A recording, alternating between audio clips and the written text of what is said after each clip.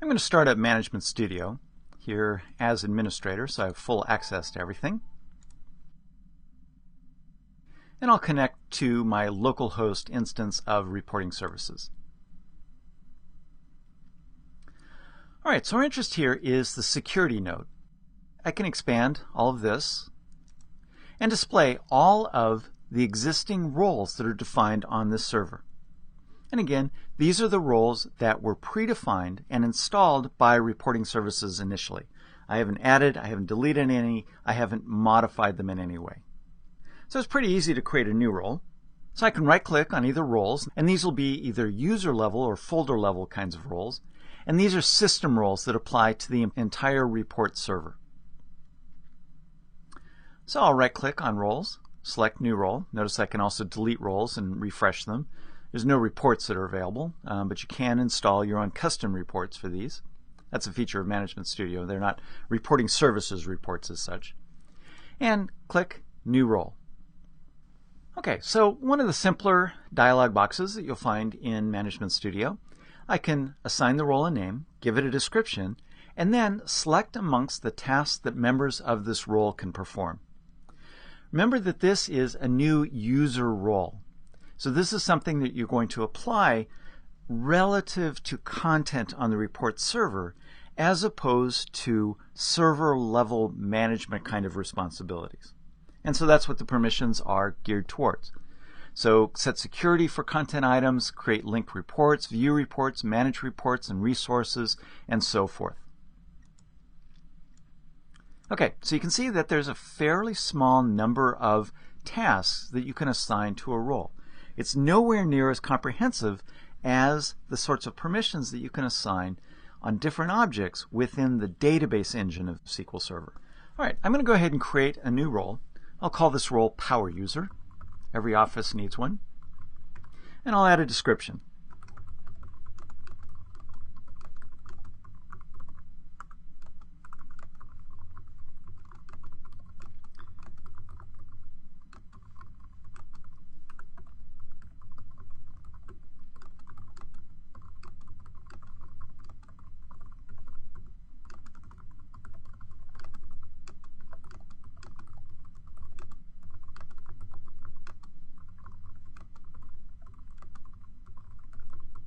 Okay, so the description says members of this role can browse records as well as manage report subscriptions and view some report resources. Basically, they can do anything but manage report server resources.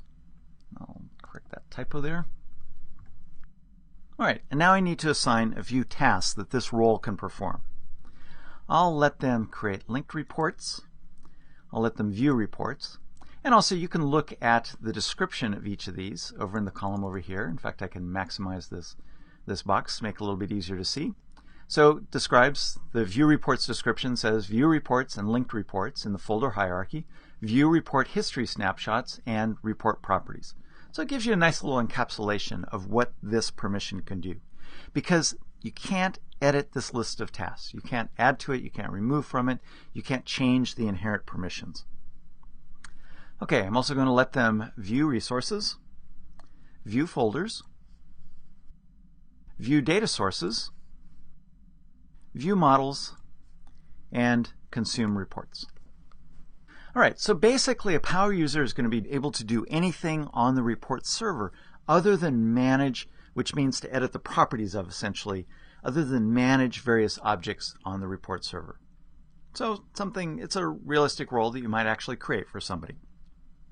All right, that's all I need to do. I'll click on OK, and now we have a power user role that's available within Management Studio.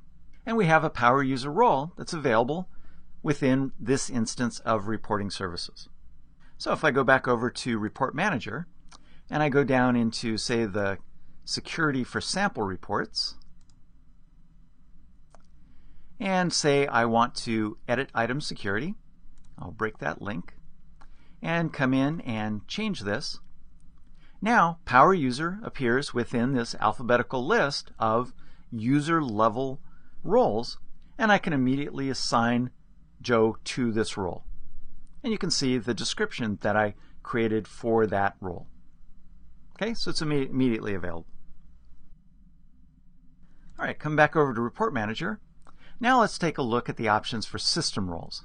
I'll right-click it again, New System Role. Notice that I can also delete roles here and refresh them, and there's no reports, so that doesn't apply. Okay, very similar, well, pretty much exactly the same dialog box. The only real difference here is both the title, it's a new system role, as well as the set of tasks. Fewer tasks, but they're much more powerful tasks as well, because these potentially will allow members of the new role to manage to change things, change properties on that report server. Again, they'd have to do it within Report Manager. So you could, in fact, assign the task of managing roles, which is modifying the security of the report server.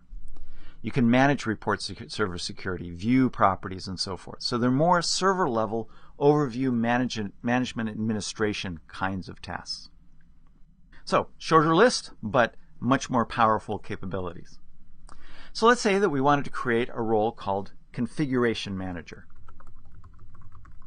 I'll enter the name and a description.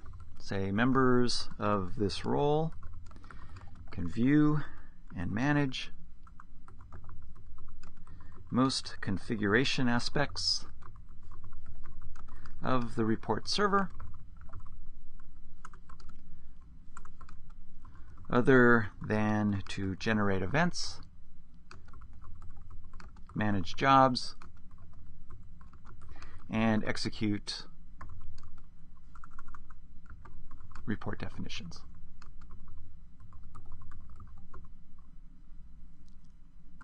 Okay, so looks like no glaring typos. All right, so I'm basically going to assign the first several permissions here to manage roles, manage report server security, view report server properties, and manage report service properties. So these just let you view what the properties are. These let you actually change it. And then I also view shared schedules and manage shared schedules. But I won't let them generate events, manage jobs, or execute report definitions. Click on OK, and now that system role is immediately available within Report Manager so that I can make role assignments to various users so they can perform those specific things that I defined for the Configuration Manager. Now, with either user roles or system roles, I can edit an existing role by either right-clicking on it and selecting Properties, or because that's the default, I can just double-click on it, and that opens up that box. Notice that I can't change the name. If I highlight it and type on the keyboard, nothing happens. That text box is disabled.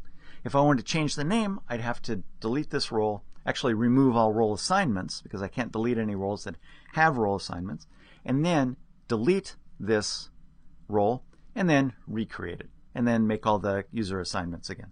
So I guess the moral of that story is make sure you spell things right in the name, because you can change the description and you can change the task assignments, but not the name itself. But overall, this is identical to the new system role property dialog box, other than you can't change the name here.